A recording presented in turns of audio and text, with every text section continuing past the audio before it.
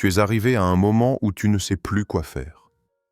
Ton cœur est fatigué, ton esprit est troublé et tes décisions semblent te tourner en rond. Écoute bien. Si tu ressens cette confusion, ce n'est pas un hasard. Le Saint-Esprit veut te guider. Pas demain, pas plus tard, mais maintenant. Ce message n'est pas une motivation humaine, c'est une direction céleste. Tu vas découvrir les fondements spirituels qui t'ouvriront la voie de Dieu, même dans la nuit la plus sombre. Alors avant d'aller plus loin, fais un acte de foi. Abonne-toi à cette chaîne, clique sur « J'aime » et écris en commentaire cette déclaration. Je choisis de marcher selon l'esprit, pas selon mes pensées. Cela permettra à ce message d'atteindre d'autres cœurs comme le tien. Ne quitte pas la vidéo, car ce que tu vas entendre pourrait transformer ta marche avec Dieu. Commençons. 1. Le Saint-Esprit parle dans le silence, pas dans la panique. Il y a des moments où tout semble s'effondrer. Tu regardes autour de toi et tout est agitation. Les voix se multiplient dans ta tête.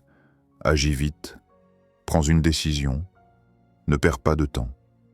Et sans même t'en rendre compte, tu tombes dans le piège que le monde connaît trop bien. La précipitation. L'anxiété te pousse à bouger, à faire quelque chose, n'importe quoi, pourvu que le silence cesse. Mais ce silence, c'est peut-être là justement que Dieu veut te parler. Le Saint-Esprit ne se manifeste pas dans la panique. Il n'élève pas la voix pour te convaincre. Il ne crie pas plus fort que tes peurs. Il attend, il t'attend. Tant que ton cœur est agité, tant que ton esprit court dans toutes les directions, sa voix reste en arrière-plan, comme un murmure étouffé par le tumulte de tes pensées. Ce n'est pas qu'il ne parle pas, c'est que tu es trop bruyant pour l'entendre. C'est dans le silence intérieur que le Saint-Esprit choisit de se révéler. Quand tu fais taire les exigences, quand tu arrêtes de vouloir tout contrôler, tout comprendre, tout réparer à ta façon, quand tu acceptes de ne pas avoir de réponse immédiate, mais que tu restes là en paix, disponible. C'est là que sa voix commence à émerger, douce, profonde, stable.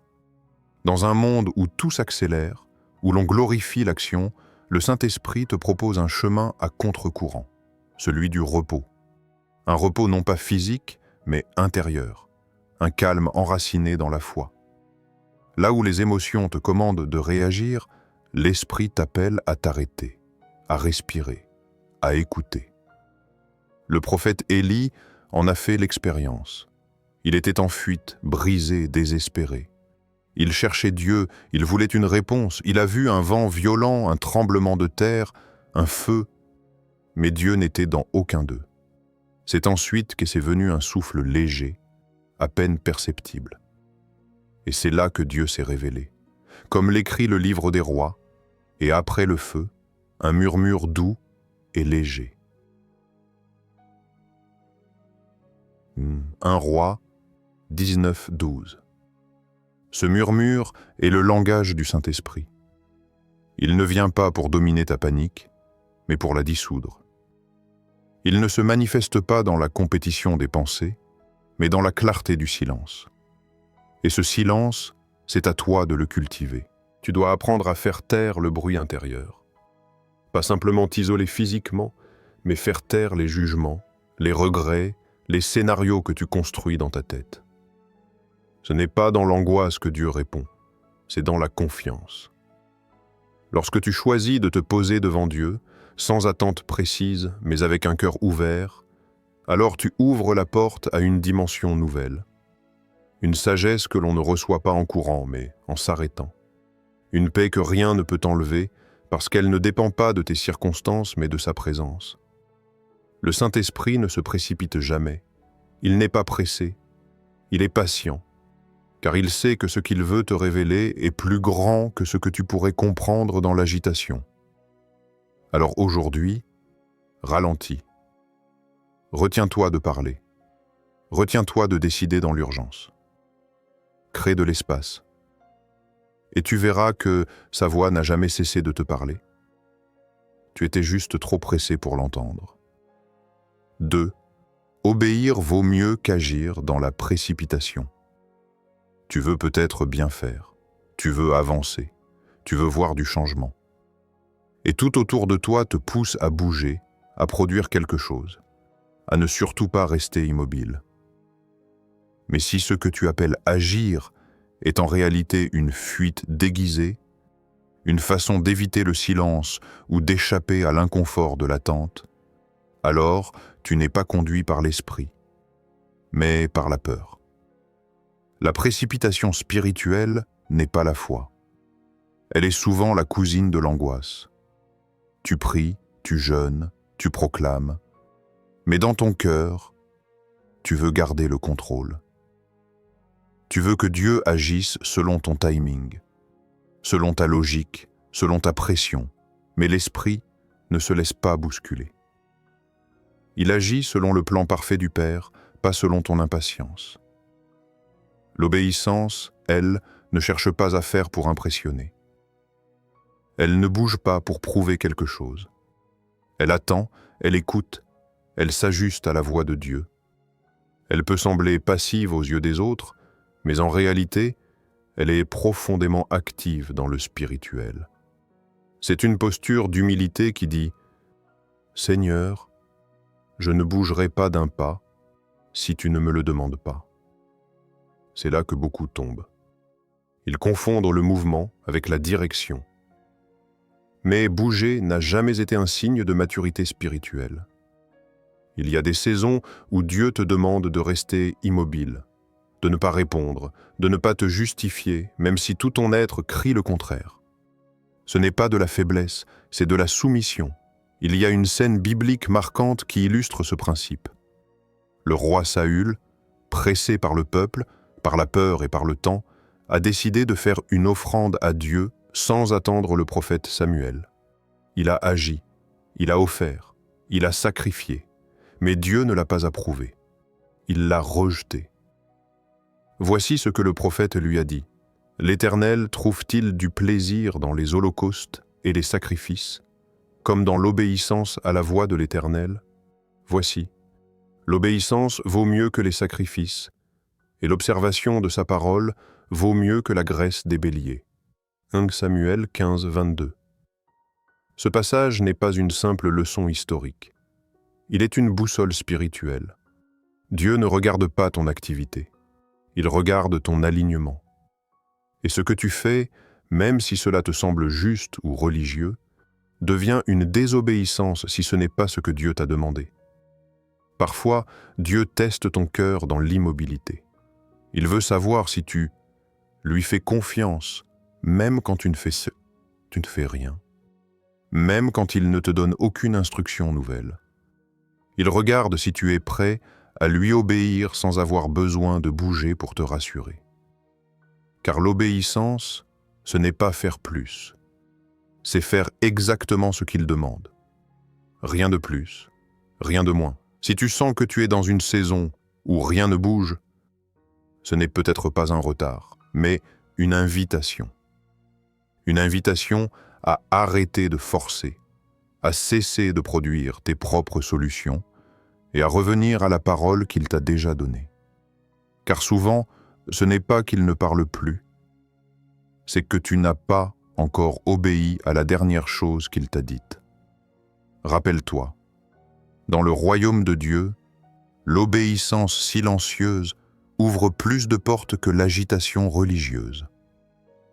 Celui qui apprend à écouter plus qu'à bouger marchera toujours dans la direction juste.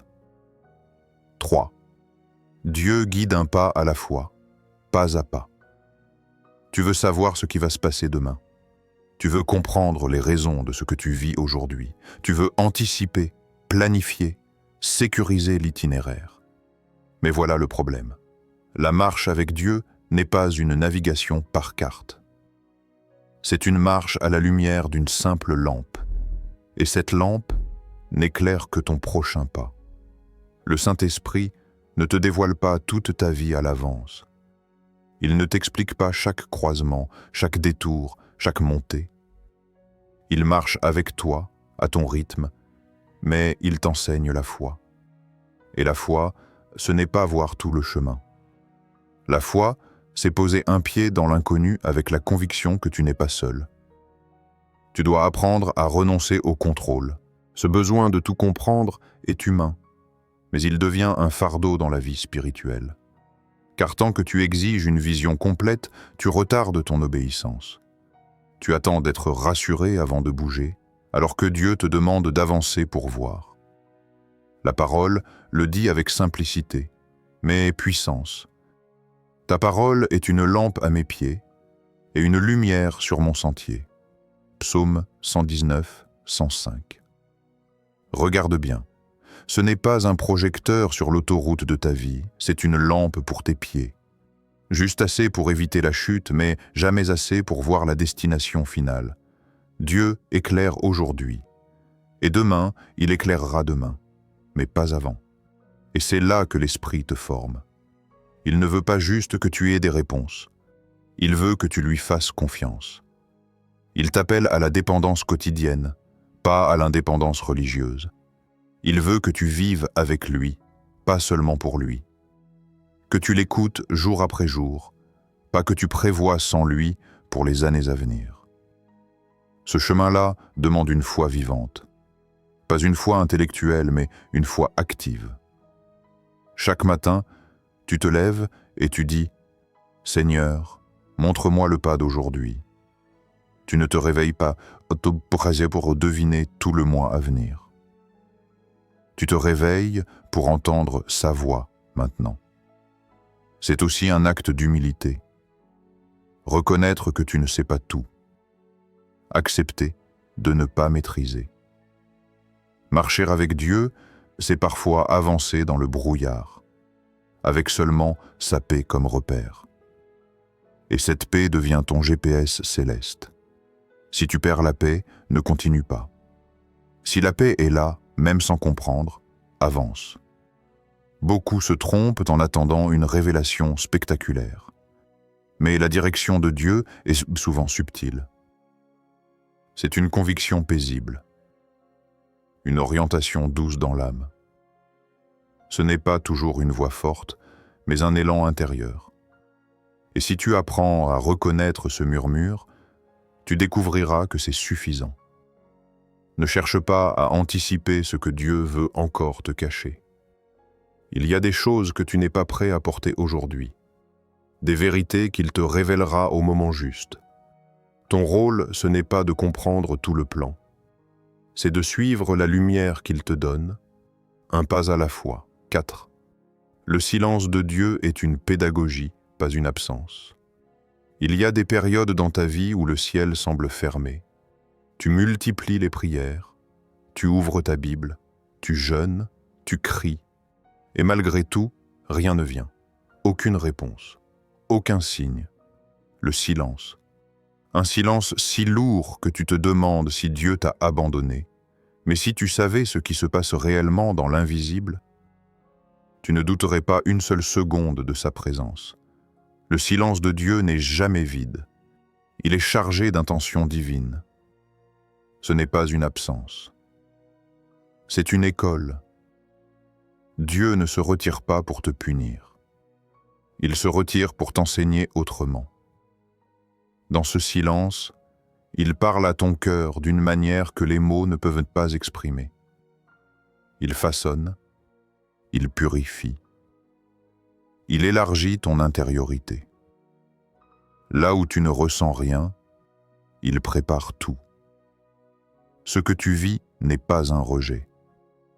C'est une formation, c'est une saison où Dieu te retire les béquilles spirituelles. Tu n'es plus soutenu par l'émotion, ni par les sensations. Il te fait passer de l'enfance à la maturité. L'enfant veut entendre. Le Fils apprend à faire confiance.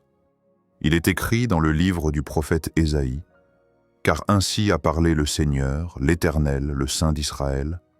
C'est dans la tranquillité et le repos que sera votre salut, c'est dans le calme et la confiance que sera votre force. » Ésaïe 30, 15. Remarque bien, le salut n'est pas dans l'agitation, la force n'est pas dans le mouvement. La délivrance n'est pas dans les cris. Elle est dans le calme, le silence, la confiance. Mais trop souvent, nous voulons des réponses immédiates. Nous voulons voir, entendre, comprendre. Alors que Dieu veut que nous nous déposions sans comprendre. Ce que Dieu prépare dans le silence est souvent plus profond que ce que tu pourrais recevoir dans le bruit. Il affine ton discernement. Il teste ta foi. Il vérifie, si tu veux, sa présence ou juste ses bénédictions. Il voit si tu cherches sa main ou son cœur. Et tant que ta foi dépend du ressenti, elle reste fragile. Mais dans le silence, elle s'enracine. Si tu traverses en ce moment une saison où Dieu semble distant, ne fuis pas. Ne te décourage pas. Ne pense pas que tu es rejeté. Tu es enseigné. Dieu t'aime trop pour te laisser dépendre de tes émotions. Il veut que ta foi repose sur ce qu'il est, pas sur ce que tu ressens. Et c'est dans cette foi nue, sans décor, sans confirmation visible, que naissent les plus grandes révélations. Un jour, ce silence qui t'épuise aujourd'hui te fera pleurer de reconnaissance.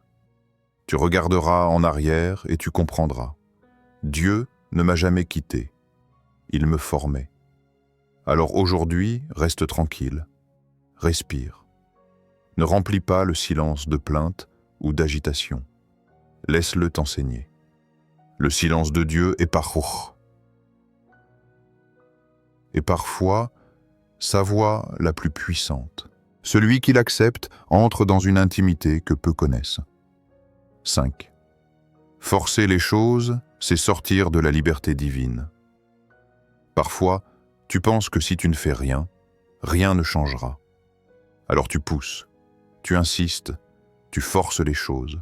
Tu veux que les portes s'ouvrent à tout prix, même si tu dois les enfoncer toi-même. Tu veux voir les résultats, peu importe si Dieu ne t'a pas dit d'y aller. Et ce que tu crois être de la détermination est parfois, sans que tu t'en rendes compte, un piège subtil. Le piège du contrôle déguisé en foi. Forcer, c'est t'emparer de quelque chose que Dieu n'a pas libéré. C'est vouloir accomplir la volonté de Dieu avec des méthodes humaines. C'est essayer d'amener la bénédiction par ta propre force. Tu t'épuises à maintenir ce que Dieu n'a pas commencé. Tu investis ton énergie dans des relations, des projets, des chemins que le Saint-Esprit n'a jamais validés. Mais quand Dieu n'est pas dans ce que tu fais, tu sens la lourdeur. Tu portes un poids qui n'est pas le tien. Tu t'épuises à faire tenir debout ce que Dieu n'a jamais appelé à exister. Tu deviens esclave de tes décisions. Tu vis dans l'angoisse, le doute, la peur de perdre, parce que ce que tu as construit ne repose pas sur sa paix, mais sur ton effort. La liberté divine, elle, commence là où tu cesses d'imposer ta volonté. Elle jaillit quand tu relâches le besoin de tout contrôler. Elle fleurit quand tu dis à Dieu « Je ne comprends pas, mais je te fais confiance ». Parce que le Saint-Esprit ne mène jamais à la contrainte, mais toujours à la paix. Il n'impose pas, il guide. Et là où il guide, il y a liberté. Un passage essentiel le dit sans détour. Or, le Seigneur, c'est l'Esprit. Et là où est l'Esprit du Seigneur, là est la liberté. 2 Corinthiens 3, 17. Tu vois, ce n'est pas l'absence de combat qui te rend libre. Ce n'est pas une vie sans souffrance ni conflit. C'est la paix que tu portes au milieu de tout ça. C'est la tranquillité intérieure, même quand les circonstances ne changent pas encore. C'est la liberté de ne pas avoir besoin de tout comprendre pour obéir. Ce n'est pas en faisant plus que tu deviendras libre. C'est en laissant l'esprit diriger, même quand il te demande d'attendre, de lâcher prise ou de faire marche arrière. Il y a des choses que tu veux garder à tout prix, mais Dieu te dit « lâche ». Il y a des projets que tu refuses d'abandonner, mais l'esprit te murmure « ce n'était pas mon plan ». Et tant que tu forces, tu bloques la vraie délivrance. Tu ne peux pas marcher avec Dieu et vouloir tout diriger. Ce sont deux chemins opposés. Et le plus grand pas vers la liberté spirituelle, c'est celui où tu cesses de pousser.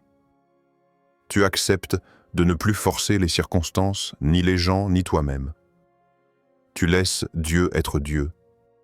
Et c'est à ce moment précis que tu goûtes à la vraie paix, celle que le monde ne comprend pas, celle que personne ne peut te voler.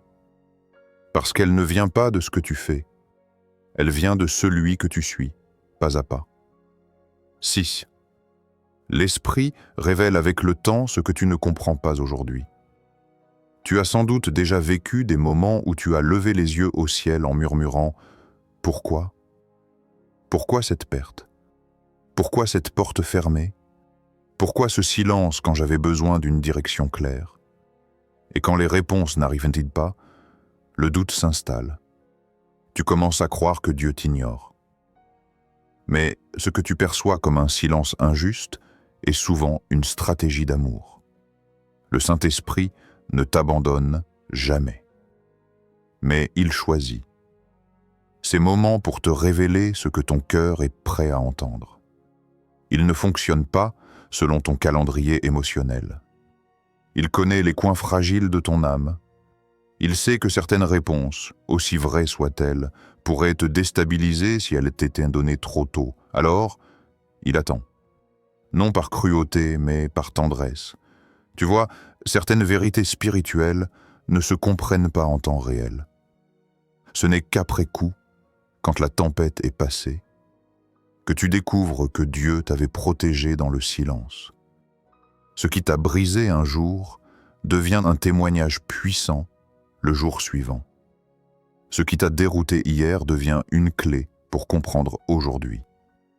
Et ce que tu traverses en ce moment, aussi douloureux soit-il, prépare une révélation que tu ne peux pas encore contenir. Jésus lui-même a préparé ses disciples à cette réalité. Juste avant de partir, il leur a dit « Quand le Consolateur sera venu, l'Esprit de vérité, il vous conduira dans toute la vérité, et il vous annoncera les choses à venir. » Jean 16, 13. Regarde bien, pas une vérité partielle, toute la vérité, mais à son rythme, pas le tien. Ce que tu ne comprends pas aujourd'hui, tu le comprendras demain, mais pas avec une explication intellectuelle, avec une lumière intérieure, avec un cœur formé, brisé, guéri, prêt à recevoir. Il faut que tu acceptes que l'ignorance d'aujourd'hui peut être voulue par Dieu. Elle n'est pas le signe d'un rejet, mais d'un cheminement. Elle t'apprend à marcher sans voir, à faire confiance sans comprendre, à t'abandonner sans garantie. Et c'est là que ta foi devient authentique. Dieu ne t'explique pas toujours. Il agit. Il façonne. Il trace un chemin à travers tes incompréhensions. Chaque non est un oui que tu ne vois pas encore. Chaque détour est une protection invisible. Chaque silence est une invitation à attendre plus profondément en lui. Ce que tu vis aujourd'hui dans la douleur, tu en parleras demain avec compassion. Ce qui t'écrase aujourd'hui, tu l'utiliseras demain pour relever quelqu'un d'autre. Ton témoignage futur est en train de naître dans ton incompréhension actuelle. Tu ne le vois pas encore, mais c'est réel. Et un jour, tu te retourneras sur cette saison. Et tu diras avec paix, « Dieu savait, Dieu voyait, Dieu me formait. » Car l'Esprit ne t'explique pas tout de suite. Il révèle tout au bon moment. 7. Le chemin de l'Esprit est étroit, mais il mène à la vie. Ce n'est pas un chemin large. Ce n'est pas une route bordée d'applaudissements ni de confort. Ce n'est pas une voie fréquentée par la majorité. Quand le Saint-Esprit te conduit, il ne te propose pas un parcours facile. Il t'appelle à un sentier étroit où chaque pas compte, où chaque choix te confronte à l'essentiel, la vérité. Suivre l'Esprit, ce n'est pas chercher à plaire. Ce n'est pas avancer selon les tendances, les émotions ou l'approbation des autres. C'est accepter que tu vas devoir renoncer. Renoncer à certaines habitudes, à des relations qui t'éloignent de Dieu, à des projets qui flattent ton ambition mais qui blessent ton âme. Renoncer même à toi-même, à tes droits, à ton confort, à ton image. Ce chemin-là, peu veulent l'emprunter. Il est trop étroit pour porter l'orgueil, la double vie ou le compromis. Trop resserré pour marcher en gardant tes vieilles manières. Trop précis pour laisser la chair gouverner. Mais c'est justement cette étroitesse qui fait sa puissance. Car sur ce chemin, tu avances avec Dieu et avec Dieu seul. Jésus l'a dit de manière directe et sans détour. Mais étroite est la porte, resserrez le chemin qui mène à la vie, et il y en a peu qui le trouvent. Matthieu 7, 14. Peu le trouvent. Pourquoi? Parce que peu acceptent d'être conduits plutôt que de diriger. Peu choisissent le dépouillement plutôt que la reconnaissance. Peu préfèrent la fidélité dans l'ombre à la visibilité dans l'erreur. Mais ceux qui osent, ceux qui persistent sur ce sentier, découvrent une richesse que le monde ne connaît pas. Une paix qui ne dépend pas des circonstances. Une clarté dans la confusion. Une espérance stable au milieu des tempêtes. Ils expérimentent une vie enracinée dans la présence de Dieu et non dans la performance humaine. Le Saint-Esprit ne promet pas un chemin sans larmes, mais il garantit sa présence à chaque pas. Il ne t'évite pas les décisions difficiles, mais il te donne la force de les prendre. Il ne t'épargne pas les renoncements, mais il te montre que tout ce que tu abandonnes pour lui, tu le retrouveras en mieux, en vrai, en éternel. Et c'est là que tu comprends. Ce chemin étroit ne t'enlève rien d'essentiel. Il te débarrasse de l'inutile. Il t'affranchit de ce qui alourdissait ton âme. Ce que le monde appelle perte, le ciel l'appelle purification. Ce que les hommes appellent solitude, Dieu l'appelle intimité. Oui, le sentier est étroit. Il te façonne. Il te transforme. Il te met à part. Mais c'est ce chemin-là qui mène à la vie véritable. Pas une vie de façade. Une vie en profondeur. Une vie cachée en Dieu. Une vie que rien ni personne ne peut te voler. Alors si tu ressens l'appel à sortir des chemins larges, écoute-le. Car là où l'Esprit te conduit, ce n'est peut-être pas facile. Mais c'est là que commence la vraie vie. 8. Les œuvres du Saint-Esprit commencent dans l'invisible. Ce n'est pas parce que tu ne vois rien que Dieu ne fait rien. Et ce n'est pas parce que tout semble silencieux que le ciel est inactif.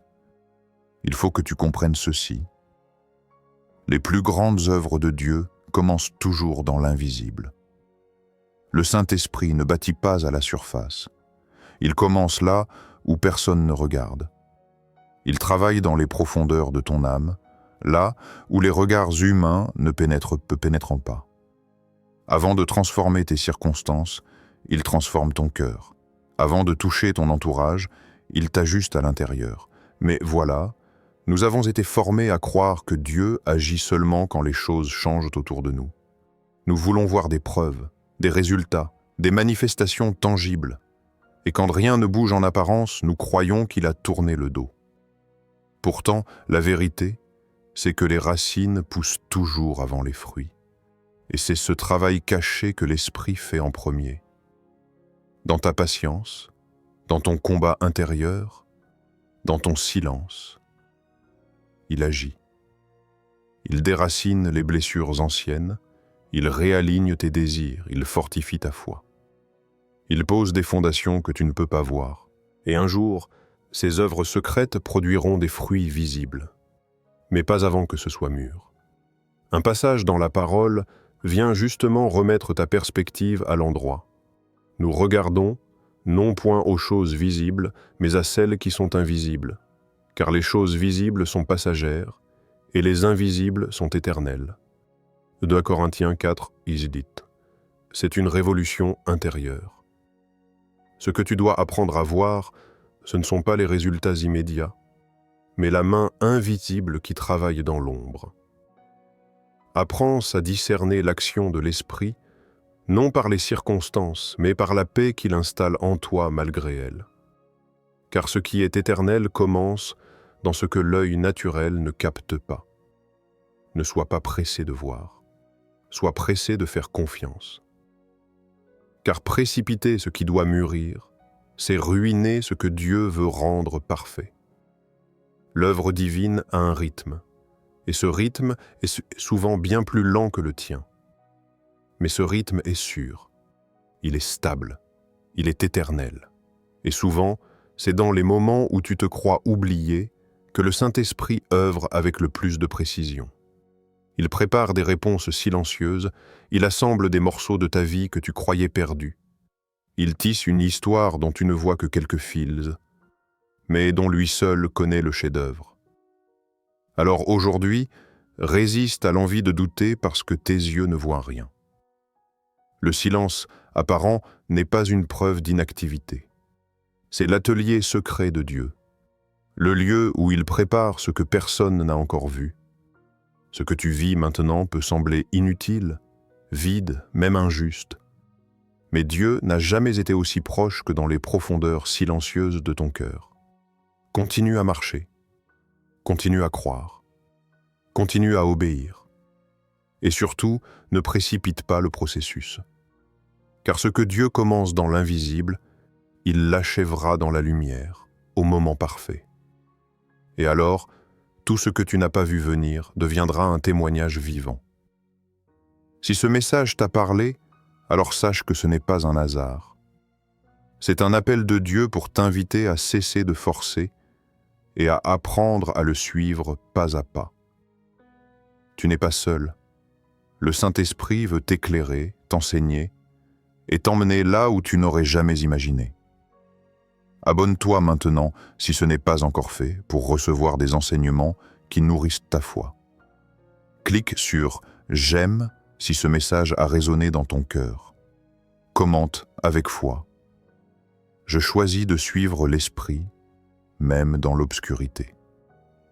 Partage cette vidéo à une personne qui a besoin de lumière. Et surtout, clique maintenant sur la vidéo qui vient de s'afficher à l'écran. Elle t'apportera encore plus de profondeur dans ta marche avec Dieu. Souviens-toi, ne force rien. Laisse l'Esprit te conduire. C'est là que commence la vraie vie.